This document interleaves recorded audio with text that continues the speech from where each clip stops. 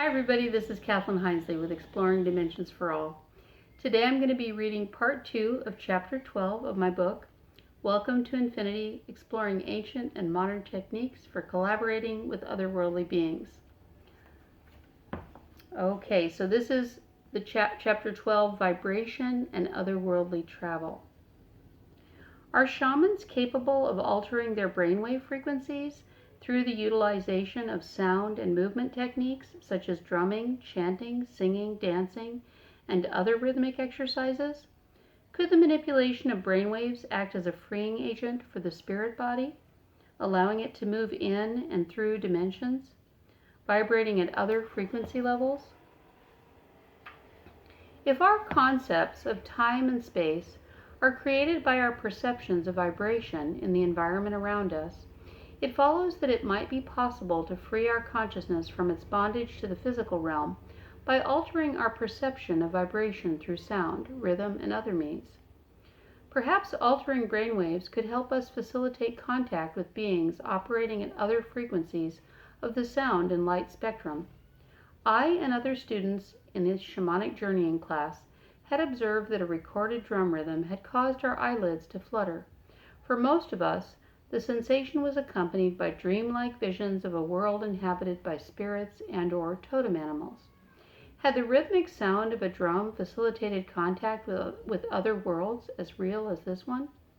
Research has, in fact, found a link between drum rhythms and altered brainwave patterns. I'd suspected that certain ceremonies, rituals, and building methods might be capable of freeing the spirit within for travel through a multidimensional universe.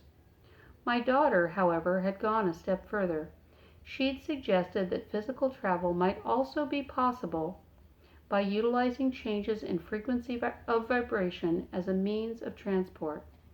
Assuming that it is possible for human beings to free the mind or consciousness from the physical dimension by altering brainwave frequencies, it is at least conceivable that a more advanced race of beings might be capable of altering the frequency of vibration of the physical body. As it turns out, literature on UFOs and alien abductions is filled with reports which seem to suggest that aliens are capable of altering vibration to facilitate interdimensional travel.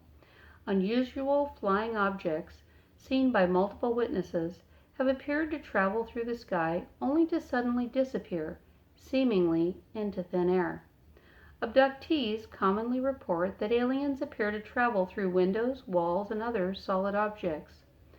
According to these reports, aliens are frequently able to lead human beings through such objects as well, and some claiming to have been in contact with alien beings through an abduction experience or by means of channeled communications mention an alien ability to facilitate travel through changes in vibratory rate.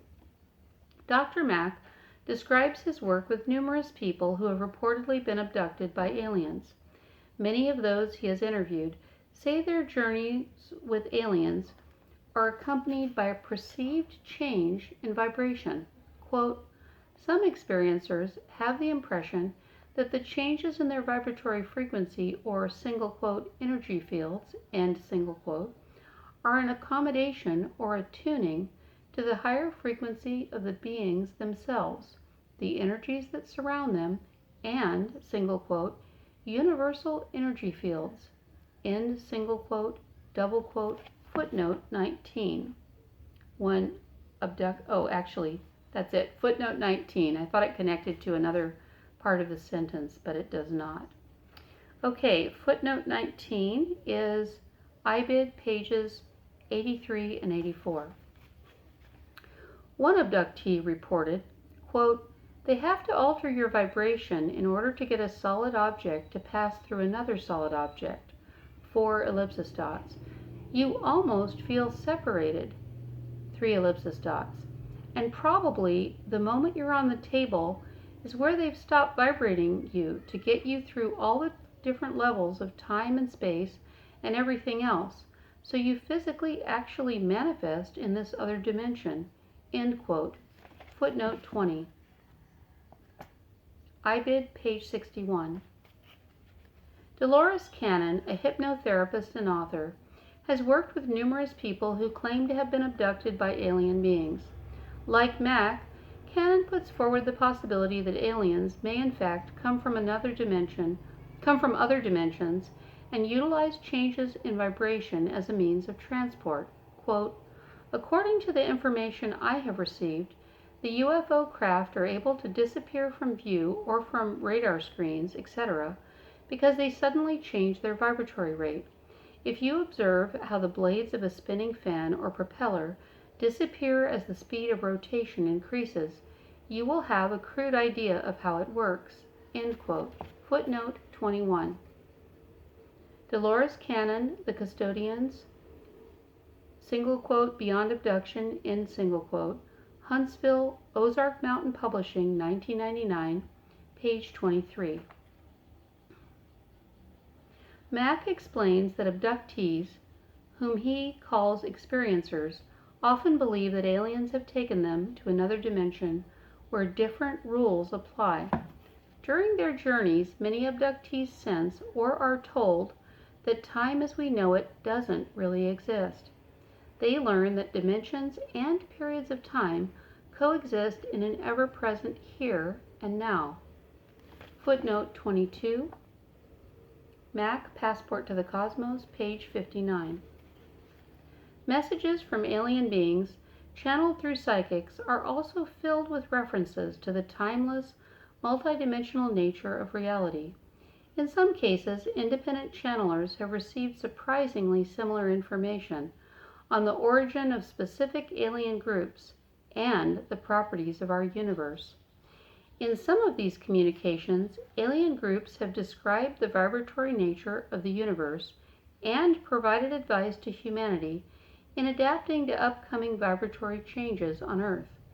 Authors Amora Kuan Yin and Barbara Hand Clow were each contacted by a race of beings claiming to come from the Pleiades star system. Both women, then unknown to one another, began to receive messages conveying similar information. Suggestions relating to what humanity needs to accomplish in the future were transmitted through Clow, while Yin received specific exercises designed to aid humanity in reaching these objectives. According to Yin, the exercises given to her by the Pleiadians are meant to assist people in adapting to higher frequencies on the planet Earth. The exercises are designed to assist people in maintaining healthy nervous systems during a time of transition. And here I'm footnoting myself because I was working for a newspaper at the time, and so I have to footnote it. Footnote 23, Kathleen Hinesley, quote, Spiritual Guidance from Beyond, end quote, Paradise Post, 17 November 1998, Section B, page 5. In another case, authors Tom Kenyon and Virginia Essene were contacted separately by aliens who call themselves the Hathors. When Kenyon and Essene met at an event and discovered that they had each received messages from the same group, they decided to co-author a book with information received from the Hathors. Kenyon and Essene were told that changes occurring in the energy system surrounding the Earth would require people to make an energetic adjustment.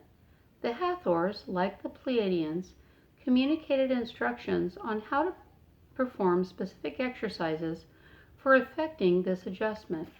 And this is footnote 24. IBID. The Hathors describe a universe of beings with specific vibratory rates or, quote, energy signatures, end quote.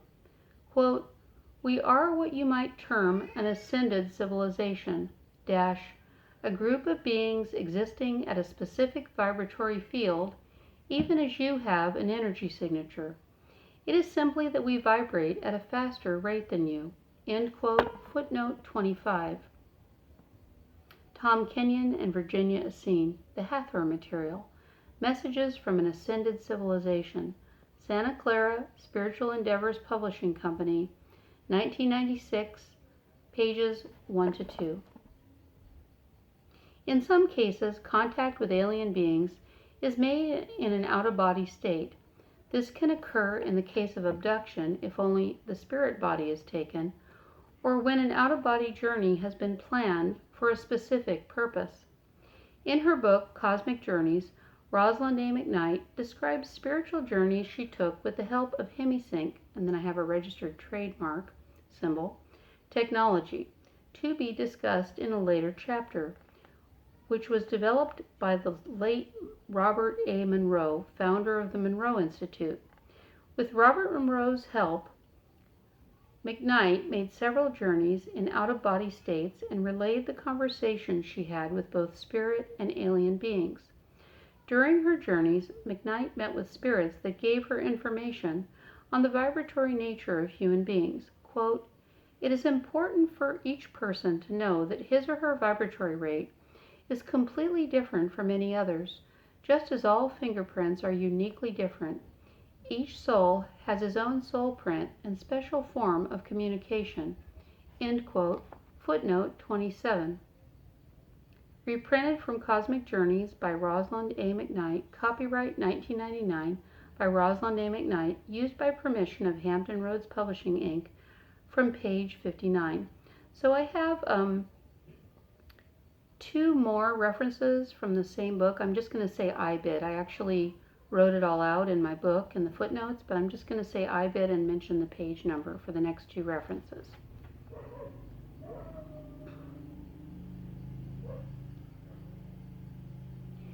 She was advised. McKnight describes one of her journeys as follows, quote, "Okay, they are working to get me into that special vibration so I can continue learning about the mothership where I was before, 4 ellipsis dots. I'm a little out of balance, so they are building up the vibrations around me, 4 ellipsis dots. The vibration is speeding up, 4 ellipsis dots. I'm getting into the right vibration." End quote. Footnote 28. This one is IBID page 187. The communications McKnight received on the subject of time mirror reports related by alien abductees. For example, she received the following, quote, "The timeless are the dimensions from which we communicate. It is hard for humans to understand timelessness when they are locked into time." End quote. Footnote 29. And that is IBID page 59. According to the Vedic tradition, otherworldly beings who once According to the Vedic tradition, otherworldly beings who once interacted with humans in ancient India possessed remarkable capacities that could be obtained by humans through shifts in consciousness. Thompson notes that descriptions of alien behavior and aviation technologies described in the ancient Vedic texts closely parallel modern reports.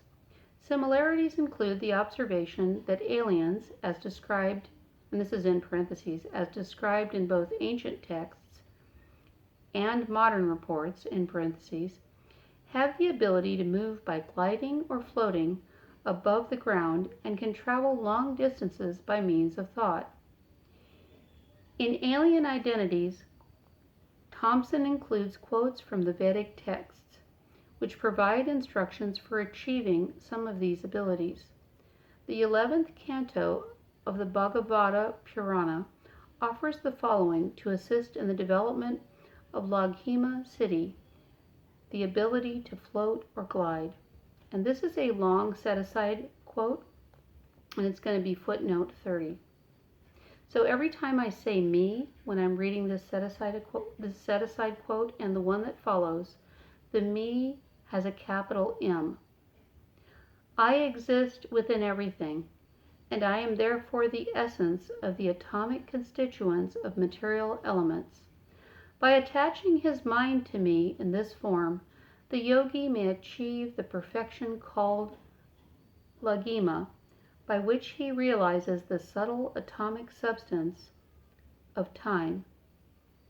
Footnote 30. A.C. Bhaktivedanta Swami Prabhupada,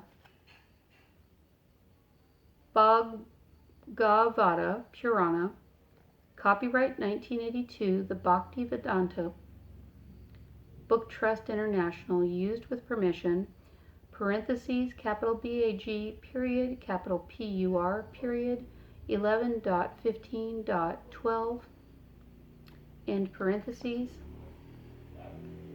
The Vedic tradition holds that Manojava, a form of thought-induced travel, can be accomplished in the following way. And then here's the second set-aside quote. The yogi, who completely absorbs his mind in me, and who then makes use of the wind that follows the mind to absorb the material body in me, obtains through the potency of meditation on me the mystic perfection by which his body immediately follows his mind wherever it goes. Footnote 31. A.C. Bhaktivedanta Swami Prabhupada, Bhagavata Purana, copyright 1982, the Bhaktivedanta Book Trust International, used with permission, parentheses, capital BHAG, period, capital PUR, period, 11.15.21, close parentheses. These ancient Vedic texts appear to provide clues that would seem to indicate that human beings are capable of embarking on mystical travel or magical flight through an act of will. All right, thank you for joining me for Chapter 12, and please give this a thumbs up if you liked it. I appreciate you listening, and have a wonderful day. Take care. Bye-bye.